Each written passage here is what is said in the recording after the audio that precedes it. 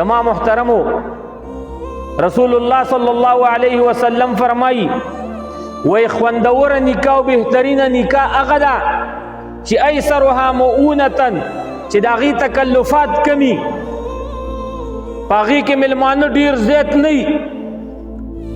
په هغې کې ډېرې غوبلې نه وي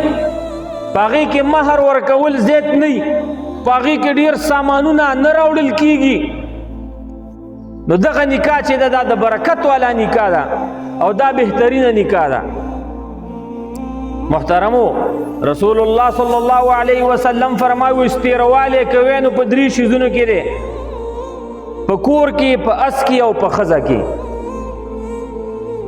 په کور کې سپیروالی دا دی چې کم کور تنګي ګاونډیانې بدرنګي بد اخلاقه ګاونډیانې